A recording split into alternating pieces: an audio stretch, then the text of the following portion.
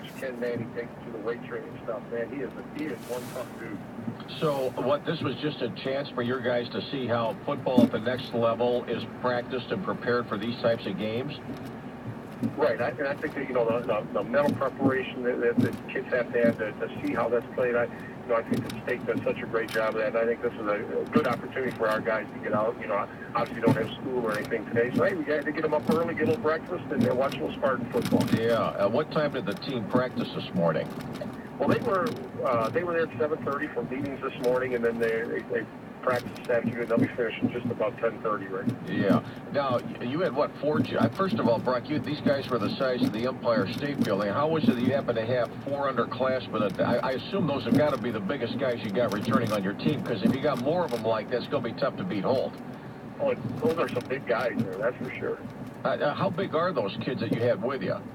Well, we brought 2 of our offensive linemen. We've got Ben Stewart, he's 6'7", and he's 250 pounds, and Kenny Rogers, 6'6", about 250 pounds, and Justin Madar is 6'4", about 220, and then our middle linebacker, Mike Smith, about 6'2", 220. So there's some pretty big guys. Absolutely. And guys and great students. And they're all 11th graders? Well, 3 of them are 11th graders, and one's just a 10th grader.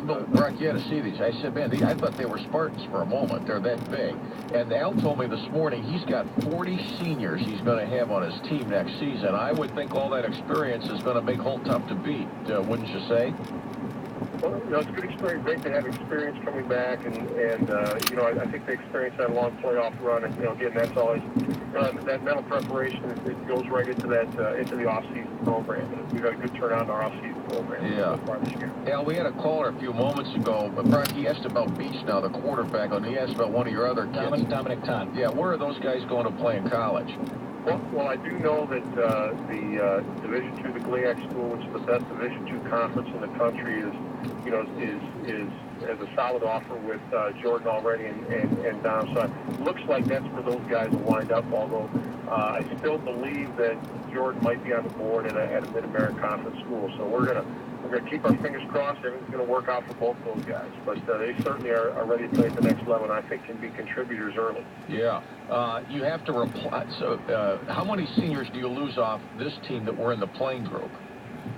We had 21 seniors on our team, and most of those guys were contributors for us. But we bring back 11 starters on offense and defense, so total there, and some good experience coming back with some guys that were playing those backup roles. We do have a veteran team which is coming back. So you're telling me, Al, that if I hear you correctly, that 61 players on your roster this last year were either juniors or seniors, right? Yeah, right. That's right, yes. And did you have any 10th graders up on the varsity? We had 2 10th graders on the varsity, one of our kickers and one of those offensive line. We had 66 kids that were on the varsity force this year. We're really blessed with having great participation. A lot of kids that are freshmen level. Our junior ramp program has a ton of kids out. At home, kids love the game of football, love to compete year-round. So that's a great thing for us. It's a good bonus. Do you know of any other school, Al, in the area that has as many as 66? And you dress them all, or do you know of any other schools got 66 on a varsity? We dress one. I remember reading the article in Lansing State Journal this year, and that they did mention that it was as high a number as they could remember for a while. And so it is. That's a big number of guys for us. But when you take a look at Division I football, if you look at the Rockfords, and yesterday actually I was with Mike Giannone from Macomb, Dakota. It's the same thing. That's they have 60, 70. Sometimes like some of the Canada kids on their varsity squad. So a lot of those Division I programs have it, but it does give you the flexibility to be a 2-platoon style of team, which is something that maybe helps us to get our numbers where they are. I would certainly think that would help you a great deal. Now, you were telling me your schedule next year, you open at Sexton and then you play Rockford at home? Right, we open with Sexton. We should just be an outstanding team, and Rockford will be Rockford as well. And then we play our CAAC schedule, which is the Blues should be really tough next year. And then we finish with Ann Arbor Pioneer, which Davison is not going to play us anymore, but we wanted to take a team that was tough, hard-nosed, and a team with a great tradition. Pioneer resulting, so we signed a 2-year contract with Pioneer. We think that's going to be a great addition to our schedule. So you're playing them on the schedule then next year as well, right? Yes. Yes. Man, you don't shy away from anybody. Well, you got to play. You play those tough opponents, and I think in particular what we talked about a little bit earlier today. I thought that getting in the OK Red early, playing Rockford early. I think that gives kids that type of experience and maybe can help in the playoffs. When you look at the state championship, Al, did you say, you know what, the Rams can be there? We can field a program that can, well, especially in Division I, because that's where you are. Yeah, do you think you're deficient anywhere? Do you say we can win this thing?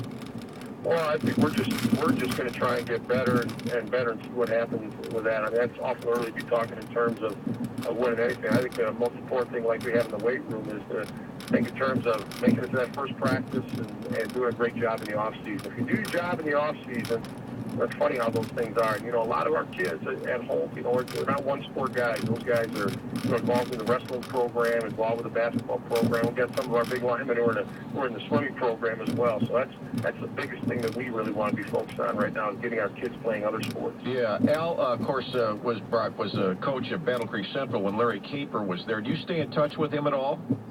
Well, I saw Larry Caper today. It was real nice that Coach Foligno got him out of a meeting room, so I could at least say hi to Larry. And he's a great guy, and has just done a great job for Michigan State this year. We're just very, very proud of him and everything that he represents. Yeah, where do you think his future is? He got nicked up a little bit this fall. Was that an issue for him in high school, or is that the first injury he's ever had to deal with? Well, he hurt a shoulder and had to sit out half the season as a sophomore.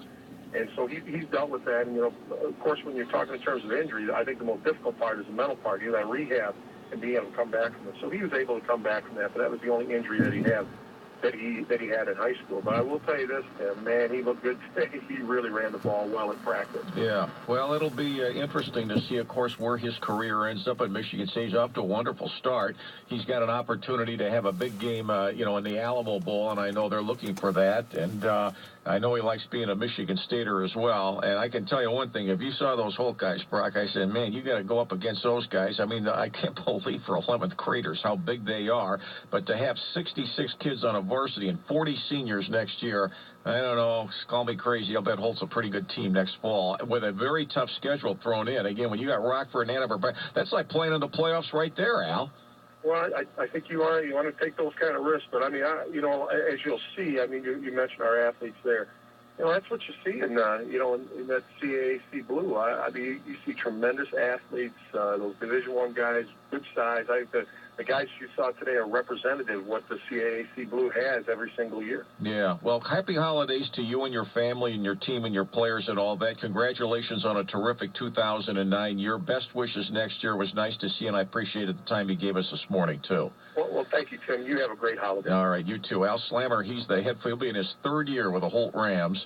And we had a chance to bump into him this morning, early this morning at the Duffy Doherty building where Michigan State was practicing. And I mean early today, too. I said to D'Antonio, what time do you get in here? He said 6:30. He was in there at 6:30 this morning, and they leave Sunday at 8:30 in the morning for San Antonio and the Alamo Bowl 1 week from Saturday night. Okay, we'll go to break and come back at 363-2273, some holiday interlude as we take you to the break.